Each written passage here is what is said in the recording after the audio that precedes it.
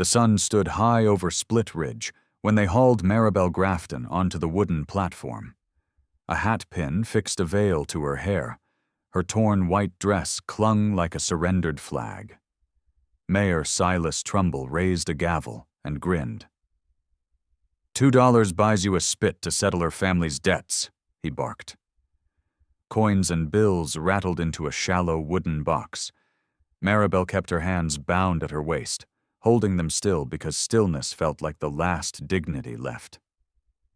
Cole Danner swaggered up first, slapped $2 silver into the box, and spat a rope that struck her cheek and slid to the frayed neckline. She did not blink. She stared past him toward the horizon and thought of quiet things. A needle-biting cloth, the click of her mother's ribbon tin. Hester Vaughn stood near the back with soap and rag hidden in her apron, face pale, eyes searching for an opening. The planks drank each spit and darkened. At the far edge of the square, a stranger stood beside a roan mare, taller than any man near him, leather vest open to the heat. His name was Takoda Nez. He had come to trade pelts and salt. Cole leaned close enough for her to smell whiskey. Smile for us, bride. She kept her mouth quiet. Her heart drummed, steady, then too fast, then steady again. Takoda watched the box and the coins and what they were buying. He watched the veil, and how a voice like Silas's could turn a square into a pit. He remembered his sister's hair full of dust the day boys threw apples and names, and how shame settles into bone if no one lifts it off. He took 3 steps forward, then 3 more, measuring a river for its safest crossing. Silas puffed himself larger. You got $2 like decent folk? Takoda climbed the first step. The crowd fell into a hush. Cole blocked him with an arm. Line starts there, big man. Takoda's eyes slid to Maribel. He saw spit drying on her cheek and a brass safety pin holding a rip together. He unbuttoned his shirt from the vest seam, drew it free in one motion, and lifted the cloth as if it were ceremony. Maribel flinched from the nearness of any kindness. Takoda stepped into the space between her and the crowd. He touched the shirt to her skin and wiped gently. Once, twice, until the streak was gone. He tipped the edge to the neckline, where cruelty had pooled and lifted that away too. The cloth came back stained, the clean patch he'd used bright against it like a small flag of truce. That's enough, Cole snapped, reaching for her arm. Takoda caught Cole's wrist, not hard, only certain. Bravado softened under the quiet of his grip. Silas raised the gavel. This ain't your show, Apache. Takoda set the soiled shirt across Maribel's shoulders like a shawl. Then make a decent one, he said. Maribel found her voice. May I step down? Silas tapped the gavel against the box. Not until the tallies met. Takoda's gaze flicked to the coins. How much to end it? Silas bared, his teeth. More than you brought. Takoda released Cole and let his hand fall open. He looked at Maribel as if asking permission to keep standing there. She did not nod, but she did not look away. The square held its breath. The next man in line reached for his pocket, watching to see who would move first. The line at the foot of the platform shuffled, restless, men half curious, half eager to see if the giant Apache would step aside. Silas Trumbull's fingers tapped the gavel against the box, each hollow knock a reminder that this was not about justice. It was about coin and spectacle. $2 is the rate, he said, eyes glittering, and until the debt is cleared, she stays. Maribel kept her head still beneath the veil, but the heat beneath Takoda's shirt on her shoulders seeped into her skin like an anchor holding her upright. Hester Vaughn moved along the back row, whispering to the few women who had not turned away, her jaw tight. Cole Danner, eager to reclaim his place, spat into the dirt and sneered. Go back to your pelts, big man. This is town business. Dakota's gaze stayed on Silas. What's the sum? The mayor shifted, uncomfortable under the steady stare. Her late father owed $36 to the council for back taxes and unpaid obligations. The word obligations rippled through the crowd like a snake through grass, everyone knowing it meant bribes unpaid, favors refused. Maribel's voice, thin but steady, cut the air. My father owed no man here. You made up this debt to settle a grudge. A murmur rose, some voices in agreement, others in scorn. Silas slammed the gavel down. Quiet or I'll double it. Dakota turned his head slightly toward her. 36, he repeated, as though memorizing the shape of the injustice. He reached into the pouch at his belt and poured silver coins into his palm. It was more than most in town carried on any day, earned in months of trapping. 24, he counted, the metal flashing in the sun. I will bring the rest by sundown. A ripple of disbelief moved through the crowd. Cole barked a laugh. Why bother? She ain't yours. Dakota's eyes locked on him. She's not yours either. The words landed heavy. Silas cleared his throat. It don't work like that. Folks have paid for their turns. Can't refund a spit. Laughter, uneasy this time. Dakota stepped down from the platform, but didn't leave. He stood at the foot of the steps, the coins in his palm, a wall between Maribel and the next man. The line stalled. No one wanted to be the first to push past him. Maribel shifted, her wrists chafed from the rope. She wondered if he meant to stay all day, or if this was a gesture that would fade once the sun dipped low. Hester finally broke through to the front. Silas, she said, voice sharp enough to carry, you've made your point. Let her go before you shame the whole county. County don't care, Silas muttered, but his grip on the gavel loosened. Dakota placed the coins into Hester's hands. Hold these. I'll bring the rest. Hester nodded, slipping them deep into her apron pocket.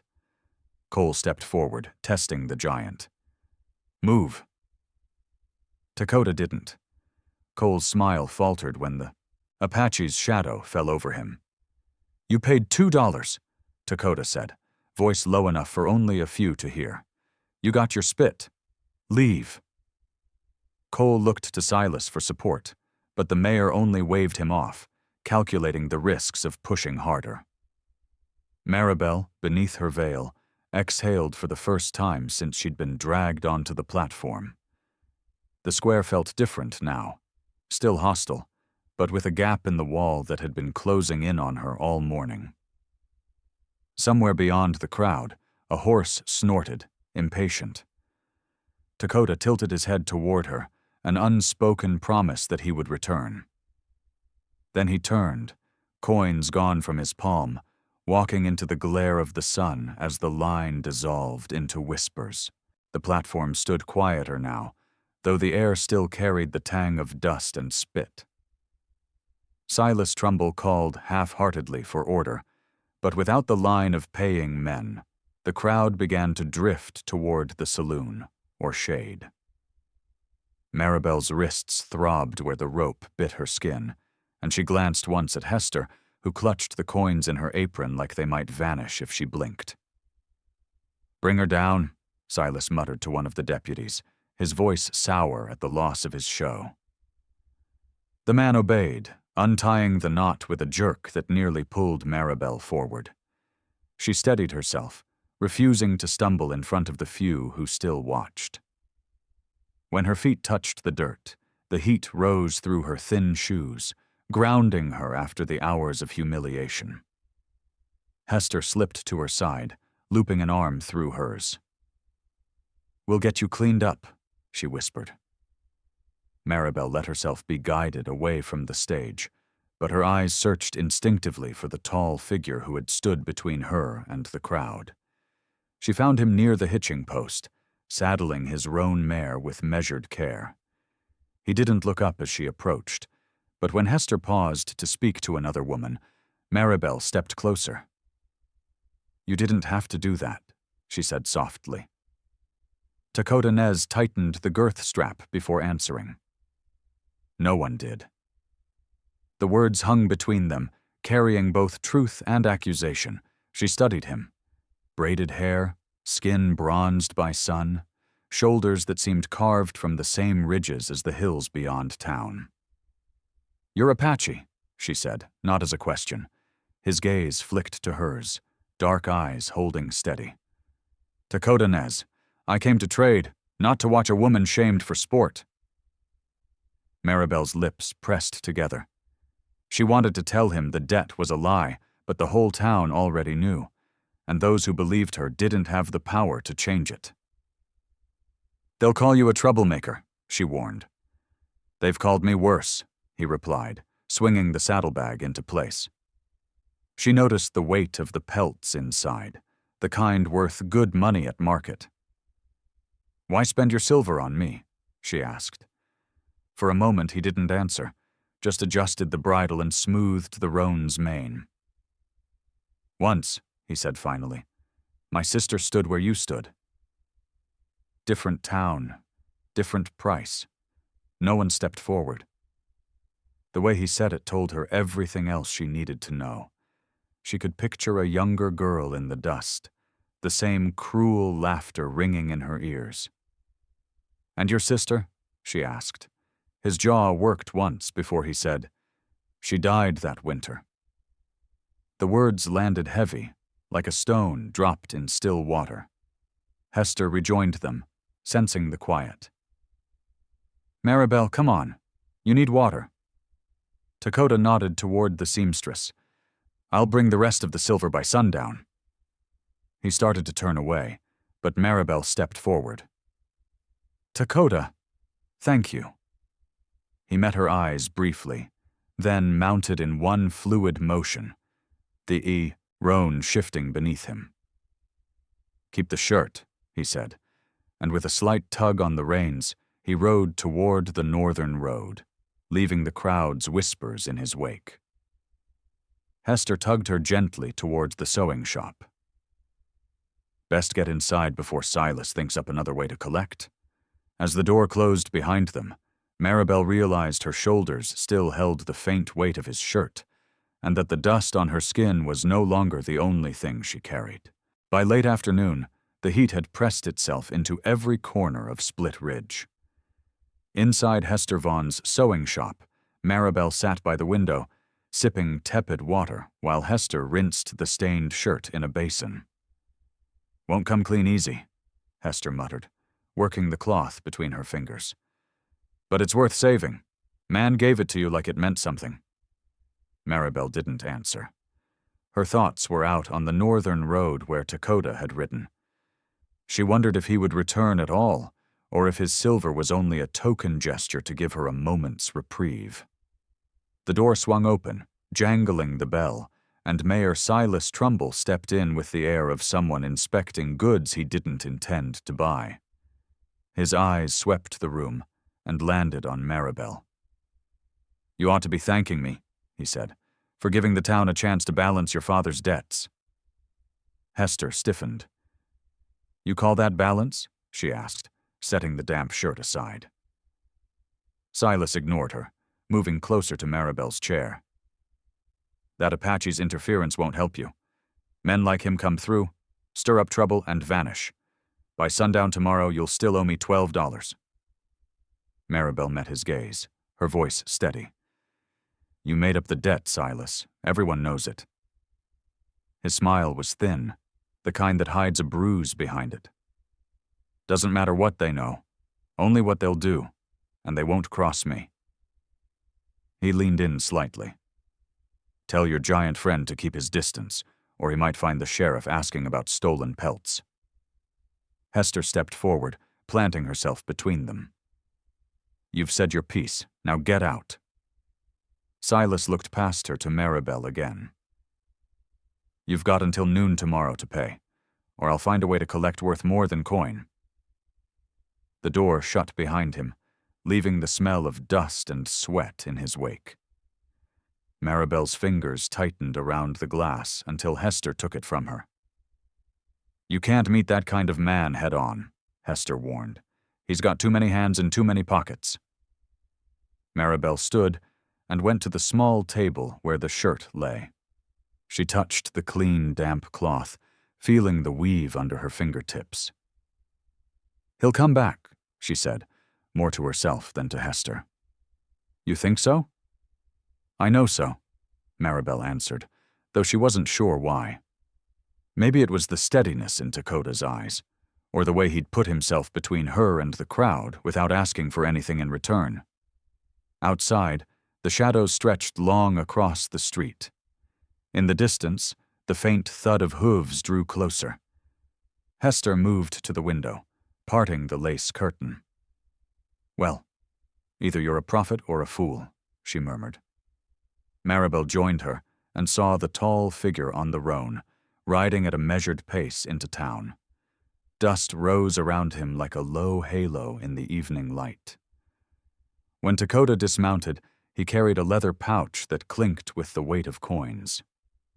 He crossed the street without hurry, his eyes fixed on the sewing shop. Hester shook her head, muttering something about stubborn men, and stepped aside as the door opened.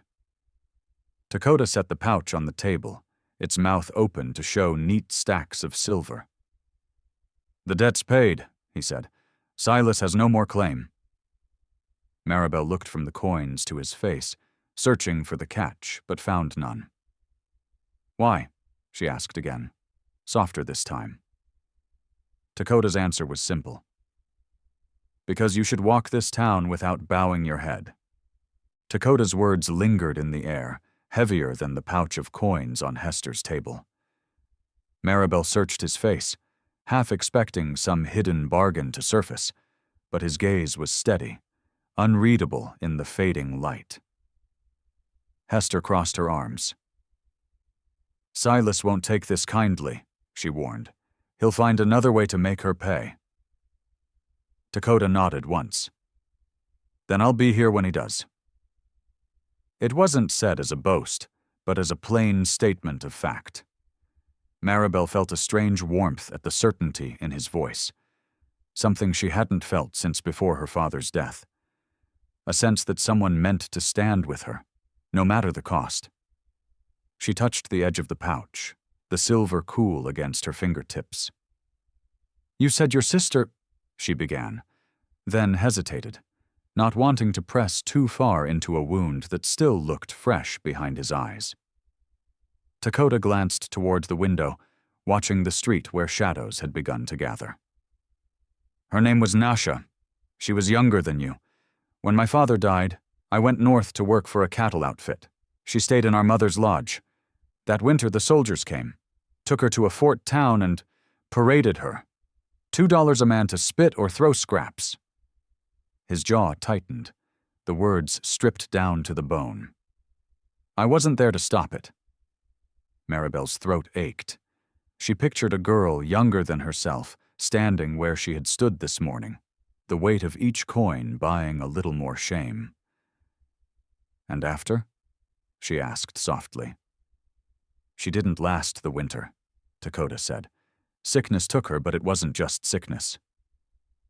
He finally looked at her, and the distance in his eyes was the kind that comes from carrying a grave inside you. Hester shifted, uncomfortable with the silence. "Well, you can't change what happened to her," she said, "but you did something today. That's worth more than silver." Dakota inclined his head, though Maribel thought she saw doubt flicker across his face. "Silas will come tonight or tomorrow," he said. "If you're alone, he'll press you. Where do you sleep?" "In my father's house, at the end of Willow Street," she replied. "It's just me now." Hester gave her a sharp look. "Then you're coming here tonight. No use inviting trouble." Maribel hesitated. She hated feeling like a burden, but the memory of Silas's threat cooled any thought of refusing. Dakota stepped back towards the door. "I'll stay near," he said. If you see me, don't speak. It's easier that way. Maribel nodded, though she didn't like the idea of him out there alone. The bell above the door jingled as he left, the sound swallowed quickly by the quiet street. She watched from the window as he mounted the roan and rode toward the edge of town, disappearing into the band of shadow where the street met the open land. Hester locked the door and drew the curtains. He's putting himself in Silas's sights, she said. That man doesn't back down. Maribel traced the window frame with her finger. Neither does Dakota. In the distance, the faint clang of the saloon's piano drifted on the wind, but it couldn't quite push away the image of the Apache giant standing between her and the crowd, the shirt in his hand like a banner of defiance. Somewhere out there, he was watching, and for the first time in a long while, she wasn't entirely afraid of what the night might bring. Night settled over Split Ridge like a lid clamped tight, the heat of the day still radiating from the boards of Hester's sewing shop. Maribel sat at the small kitchen table, her back to the curtained window, listening to the slow tick of the wall clock. Hester moved quietly, setting out bread and a pot of tea, but her eyes kept darting toward the door. He'll try something, she murmured. Silas never leaves well enough alone. Outside, boots scuffed along the boardwalk, 2 sets, heavy and deliberate. Maribel held her breath as the sound stopped just beyond the door. A fist knocked, slow and loud. Evening, Miss Vaughn, Silas's voice drawled. I've come for a word with our benefactor's little friend. Hester stepped forward, hand on the latch but not opening it. She's sleeping. Wake her. His tone had the weight of a man used to obedience. No. The pause that followed was thick enough to feel. You'd best remember, Silas said, the debts in this town don't vanish because some outsider waves silver around. Another voice, lower and meaner, cut in. Cole Danner. Maybe she needs reminding. A boot slammed into the bottom of the door, rattling the frame. Maribel flinched, her chair scraping the floor. Before the next blow could land, a shadow moved past the side window, tall enough to block the lamplight from the street. A deep, calm voice spoke from outside. You've had your say, Trumbull. Leave. The silence that followed told her both men knew exactly who it was. Not your fight, Apache, Silas replied. Everything in this town's my fight if I choose it, Dakota answered. There was a soft creak of leather. He'd dismounted, and his boots were on the boards now. Step away from the door. Cole laughed, short and ugly. Or what? The next sound was quick, a thud, a grunt, and Cole's voice cut off in a wheeze. You're choking me. Not yet, Dakota said evenly, but you'll wish I had if you don't walk away. Hester, still at the latch, shot Maribel a glance that said, stay put. Outside, Silas tried to sound amused. You think you can scare me? No, Dakota said. I think I can end this before your men see you crawl. A beat passed. Boots scraped backward on the boards. This isn't over, Silas spat. It is for tonight, Dakota replied. Maribel heard the steady retreat of their steps, then the softer tread of Dakota moving toward the window. He didn't knock or enter, just stood in the lamplight, filtering through the curtain. They won't stop, she said quietly, knowing he could hear her. Then I won't either, he answered, and his shadow moved away. Hester locked the door again, exhaling hard. That man's making enemies faster than he's making friends, she muttered, but there was grudging respect in her tone. Maribel returned to her chair, her heart still beating too fast. Somewhere out, there, under the dark spread of the prairie night, Dakota would be waiting, watching the street, the rooftops, maybe even the spaces between her breaths. She wasn't sure if that should comfort her or frighten her, but it settled into her bones just the same. In the stillness, she realized she wanted to see him in daylight again, not just as a shadow at the edge of danger. Morning broke with the dusty gold light of late summer spilling through Hester's narrow windows. Maribel woke on the sewing room cot to the muffled sound of a broom sweeping the boardwalk outside. Hester was already at her work table, mending a stack of shirts with quick, neat stitches. "Tea's on the stove," she said without looking up. "I didn't hear him come by," Maribel murmured, sitting up. "That's because he didn't," Hester replied. "I peeked out before dawn. No horse, no sign. Maybe he's smart enough to keep his head down until Silas cools." Maribel doubted it. She pulled her hair back into a loose braid, still wearing the same calico dress from yesterday. The mayor's warning echoed in her head like the toll of a bell. This isn't over. Before she could answer, the door opened and the bell above it chimed softly. Dakota stepped inside, filling the doorway like a man carved from the frame itself. He carried a small burlap sack and set it on Hester's counter. "Half for cloth," he said, nodding to the mended shirts. "Half for her?" Maribel blinked. "For me?" "To keep you standing until they leave you be," he said. She shook her head. "I can't take more of your silver." "It's not charity," Dakota replied. "It's investment." His eyes didn't waver. "When you walk through that square again, it will be with your head high. I mean to see it." Hester snorted softly, though her hands kept stitching. "You'll have to do more than buy dignity in this town, Apache. Silas runs on spite, and spite doesn't spend easy." Dakota reached into his vest pocket and pulled out a single coin, an old, worn silver dollar. "This was my father's," he said, placing it in Maribel's palm. "He kept it as a promise that he'd always return. When he didn't, it became mine. I give it to you now. When this is over, you'll give it back." Maribel stared at the coin, the edges smooth from years of passing between hands. "And if it's never over?" "Then you keep it," he said simply. Their eyes met for a long moment, the unspoken weight between them thicker than any words could carry. Outside, hoofbeats clattered on the street. Hester moved to the window, pulling the curtain aside just enough to peer out. "Silas," she hissed, "and he's not alone." Dakota's shoulders shifted subtly, the air around him sharpening. "How many?" "4, Hester said. "Cole's with them." Dakota looked back at Maribel. "Stay inside. If they come in, go out the back." "And you?" she asked. "I'll speak with them." Before she could protest, he turned and stepped into the bright street. Maribel hurried to the window and watched as Silas and his men drew their horses to a stop, dust rising in lazy curls around their boots. Dakota stood in the center of the road, no weapon drawn, only the measured weight of his presence.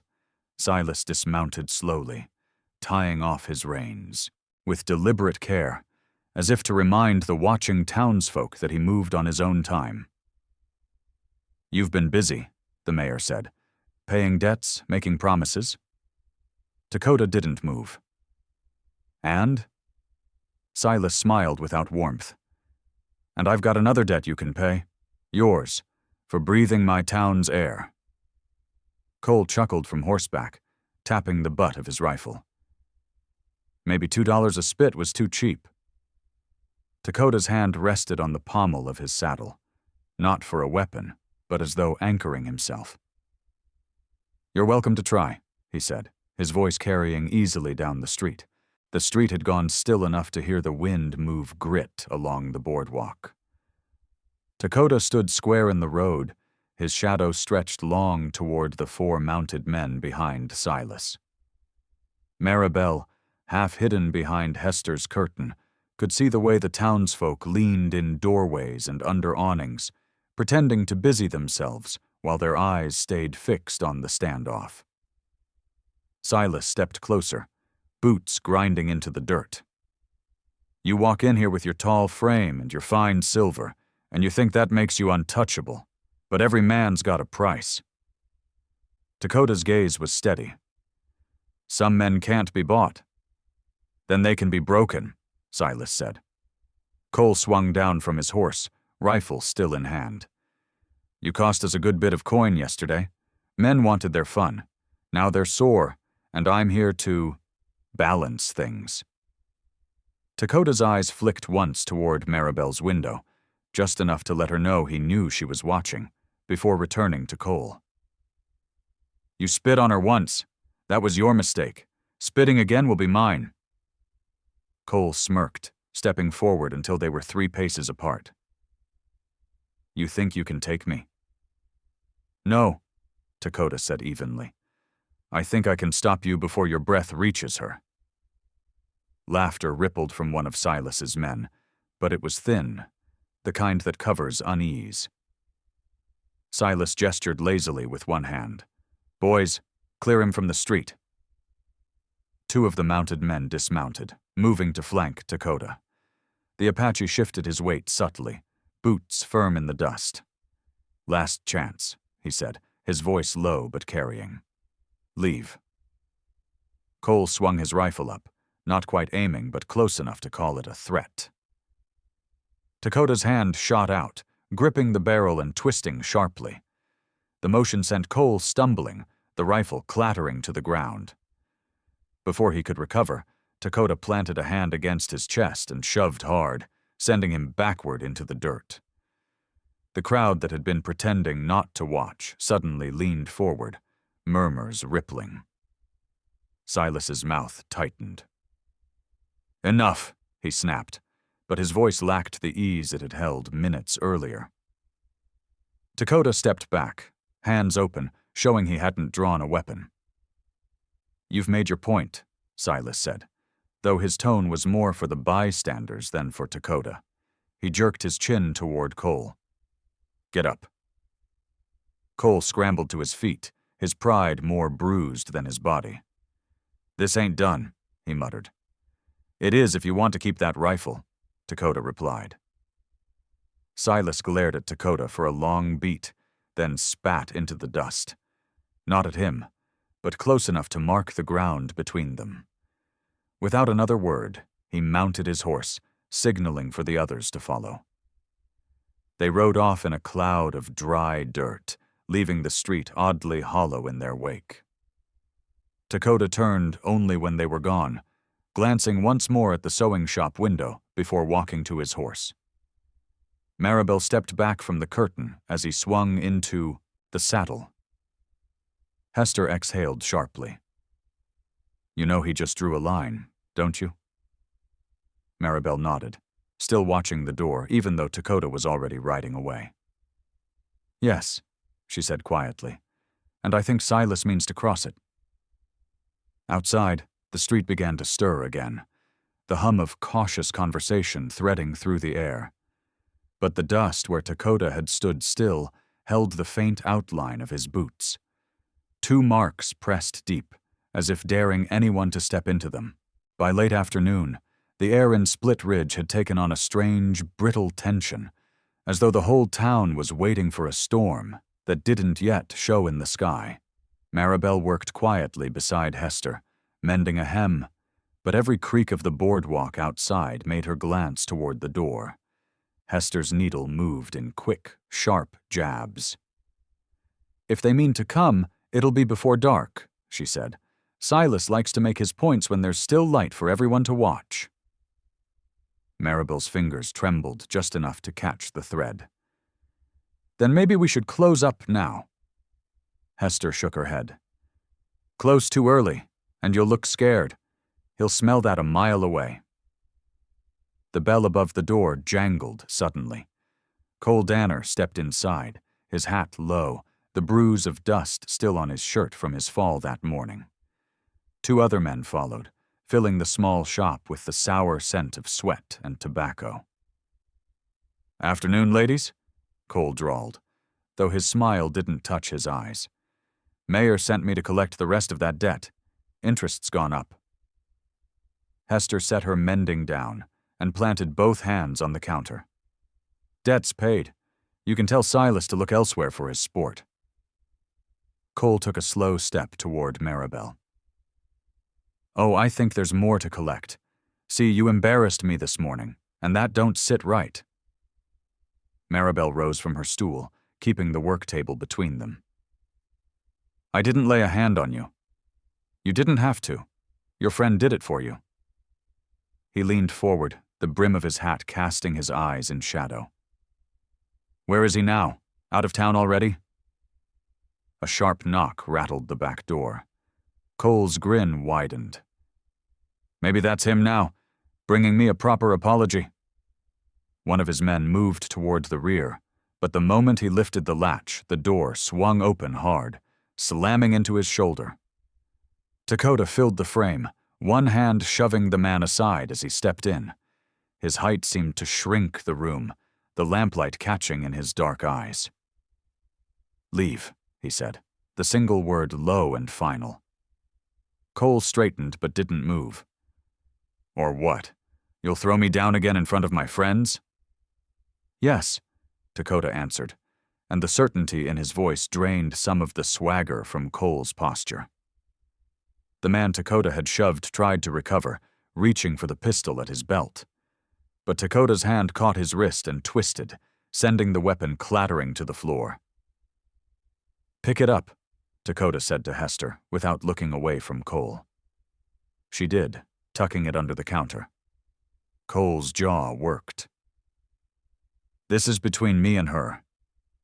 "No," Dakota said, stepping closer, the burlap sack from earlier slung over his shoulder like an afterthought. "It's between you and the debt you think you're owed. I paid it. Now I'm collecting the change, in peace." For a moment, the only sound was the faint hiss of the kettle on the stove. Then Cole backed toward the door, eyes never leaving Dakota's face. "You can't watch her every hour," he said. "I don't need to," Dakota replied. "Just the ones you're near." Cole spat on the floorboards and pushed past his men. The bell over the door jingled in their wake. Dakota waited until the sound of their boots faded before turning to Maribel. "It's time you left this shop," he said. "With you?" she asked. "If you'll trust me," he said. And in his tone, there was no doubt that trust was the only safe road left. Maribel didn't hesitate long. Hester was already wrapping a shawl around her shoulders and pressing a small bundle of bread into her hands. "Go with him," the seamstress urged. "You'll be safer outside town than here." Dakota opened the back door, scanning the alley before stepping out first. "Stay close," he told her. The roan mare waited in the shadow of the livery wall, saddled and ready. He lifted her up with one sure motion, then swung up behind her, the warmth of his chest steady at her back. They rode through the narrow gap between buildings, avoiding the main street where Silas's eyes were sure to be. Once they reached the edge of Split Ridge, Dakota urged the mare into a faster gait, the sound of her hooves muffled by the sandy soil. "Where are we going?" Maribel asked over her shoulder. "Cottonwood Stand, 3 miles out," he said. "Branches thick enough to hide us from riders." The open prairie gave way to scattered willows and sage before the tall, pale trunks of the cottonwoods appeared, their leaves whispering in the wind. Dakota slowed the mare and led her off the trail into the green shadow. Beneath the trees, the air was cooler, the ground soft with years of fallen leaves. He dismounted, helping her down before looping the reins over a low branch. "We can't stay here long," he said, glancing toward the distant ridgeline. "But the cover will throw off anyone looking." Maribel sank to a fallen log, the day's tension settling into her bones. "Do you think they'll follow?" "Silas doesn't like losing," Dakota replied. "And Cole's pride won't heal until he's made you pay for it." He reached into his saddlebag, pulling out a water skin and handing it to her. "Drink. You'll need your strength." She took a long swallow, then passed it back. "You've been in fights like this before," she said. "More than I care to count," he admitted. "Most end worse than this will." His certainty caught her off guard. "How can you be so sure?" Dakota crouched to check the mare's hooves, speaking without looking up. "Because I know when a man's already lost. Silas lost the moment he let the whole town see someone stand against him without fear." She watched him, noting how the sunlight dappled his hair where it fell loose from the braid, the easy strength in his movements. "What happens after this?" she asked. "After you've kept me safe?" He glanced up, his eyes holding hers for a heartbeat longer than was comfortable. "That depends on where you want to go when no one's chasing you." Maribel looked away, unsure how to answer. She'd thought only of surviving each day, never of what came next. The sound of a distant crow broke the quiet. Dakota stood, scanning the canopy. "We should move before dark," he said. "Cottonwoods are good cover, but they're no fortress." As he began to repack his saddlebag, Maribel's hand brushed the old silver dollar in her pocket, the one he'd given her as a promise. The cool metal grounded her in a way the cottonwoods couldn't. She rose and crossed to him. "I'll ride wherever you say," she told him. He nodded once, as though the answer had been expected, and offered his hand to help her back onto the mare. Somewhere beyond the trees, a faint echo of hoofbeats stirred the stillness. Dakota's jaw tightened. "They're closer than I thought," he murmured. "Hold on." And with that, they were moving again, the green shadows swallowing them whole. Dakota guided the roan through the cottonwoods at a ground-eating trot, his eyes constantly flicking toward the sound of the pursuing hoofbeats. The mare's ears twitched, catching noises before Maribel could hear them, but the tension in Dakota's body told her enough. Silas's men were closing the distance. "Where will we go?" she asked, her voice low. "Across the river," he replied. "They won't risk the crossing in the dark." The ground beneath them sloped toward a narrow gorge, where the sound of rushing water grew louder with each stride. Evening light angled through the trees, setting the river's surface in shards of gold and shadow. Dakota swung the mare off the trail and dismounted quickly. "We go on foot from here," he said, helping Maribel down. "Lead her into the water." She hesitated, feeling the cold spray on her legs. "Won't they see our trail straight to the bank?" "That's the point," he said, untying the reins. "They'll think we crossed here." He led the roan into the shallows, water swirling around the mare's knees. Instead of heading straight across, he angled downstream, moving carefully to avoid splashing. The current tugged at Maribel's skirts, and she clung to the saddle's edge to keep her balance. "Keep your eyes on me," Dakota instructed. "Not the water." The bank on the far side was steeper, tangled with willows. Dakota tied the reins to a low branch, and then, instead of climbing out, moved back into deeper water. Maribel frowned. "We're going back?" "Halfway," he said.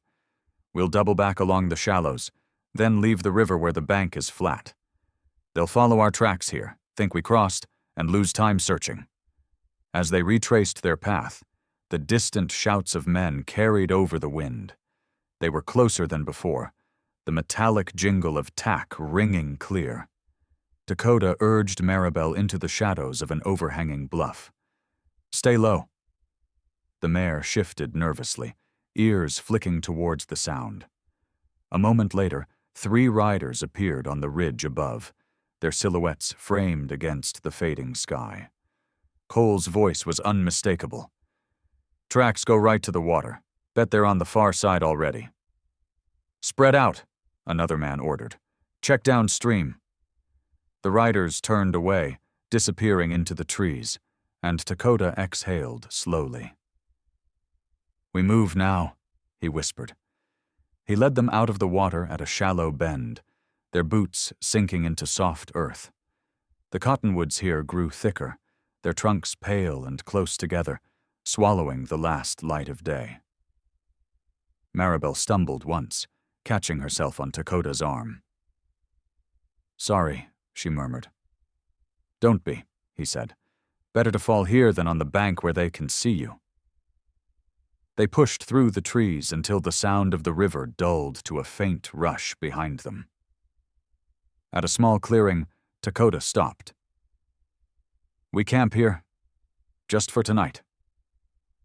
He unrolled a thin blanket for her, setting his own a few paces away. The mare grazed quietly at the edge of the clearing, ears still alert. Maribel sat, pulling the damp skirts around her legs. "Do you think they'll give up?" she asked. "No," he said, crouching to strike a small fire hidden between two rocks. "Men like Silas don't give up. They get tired, they make mistakes. That's when we end it."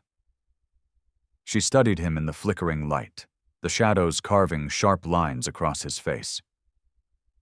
"And after?" Tekoda glanced up, meeting her gaze. "After you give me back my father's coin, or keep it if you think I haven't earned it." The fire caught, a small, steady glow in the deepening dark. Somewhere beyond the trees, a lone coyote called, and the night seemed to lean in close around them. Dawn broke clear and sharp, the air cool enough to carry the scent of river water and damp earth from the night before. Tekoda doused the small fire, his movements silent but deliberate, while Maribel folded the blanket he'd given her. The roan stood ready, ears pricked towards the east as if she too knew where they were going. "We ride back," Tekoda said, cinching the mare's girth. "Into town?" Maribel asked, startled. "Won't that just hand us to them?" "It ends today," he replied. "If you keep hiding, Silas wins. If you walk through that square with your head high, he loses." Her heart stumbled at the thought, but she nodded. The ride back was quiet, the prairie brushed gold by early sun. As Split Ridge came into view, Tekoda slowed the mare, steering her to the wide main road. They entered at a steady pace, his presence drawing eyes to windows and doorways. Maribel felt the weight of every stair, the same square where spit had struck her skin now stretching ahead like a gauntlet. Silas was there already, leaning against a post outside the saloon, Cole and two others flanking him. His smile was thin and brittle. "Back so soon?" he called. Tekoda dismounted, then offered Maribel his hand to help her down. She stepped onto the same dust where her knees had trembled 2 days before. "We've got no business," Silas said, "unless you're here to pay a new toll." Tekoda stepped closer, voice carrying. "The debt is paid. The whole town knows it. You try to touch her again, you'll answer to me." Cole's laugh was short. "You gonna fight all of us, big man?" "If I must," Tekoda said, "but I think you've already fought enough for 1 week." Murmurs ran through the crowd as shopkeepers, ranch hands, and even a few of the women who'd turned away before now stepped closer, watching. Hester emerged from the sewing shop, wiping her hands on her apron, and came to stand beside Maribel. "She's walking this square," Hester said loudly, "and anyone tries to stop her will have me to deal with too." The moment thickened, balanced on the edge of a word. Silas's eyes narrowed, calculating the shift in the air. Finally, with a flick of his wrist, he turned toward the saloon. "Let her walk. I've better things to do." Cole muttered something under his breath, but followed. Tekoda looked at Maribel and inclined his head toward the open path. Her legs felt heavy, but she stepped forward, Hester on one side and Tekoda on the other. Each pace sounded louder than it should, but no one moved to block them. The sunlight caught on the windows, on the silver coin warm in her pocket, on the faint stain still visible on the boards of the auction platform. When they reached the far end of the square, Dakota stopped. "You kept your head high," he said quietly. "Now you can choose what comes next." She drew the coin from her pocket, the weight of it resting in her palm. "You've earned it. Back," she said. He closed her fingers over it instead. "Keep it.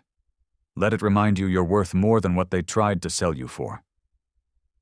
Their eyes met, and for the first time in days, she felt the knot in her chest loosen. Dakota mounted the roan, but didn't ride away immediately. "If you ever need me, I'll come," he said. Then he turned the mare toward the open road, leaving her in the morning light with the square behind her and the taste of freedom fresh on her tongue. Please like, share, and subscribe to support more true-hearted stories on Stories Left Behind. If you had been in that square, would you have stood beside her too, no matter the cost? Tell us in the comments.